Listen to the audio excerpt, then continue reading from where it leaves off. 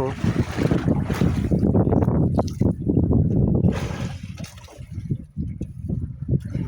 Nasa mga 7 kilos lang yan. Konti lang. Umabot kasi ako sa Bahura. Layo ko na, nandun ako dapat sa makyat na lang ako dito. Umabot na ako doon sa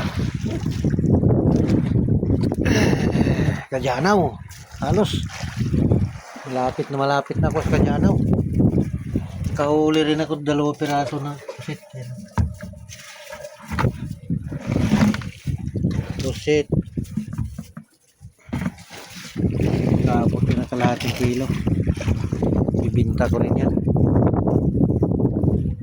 Pauwi na mga kapopre, alas 4 na. Bahura na naman ito dito. Wala nang kumakain. Pauwi na ako. Dito na lang mga kapopre.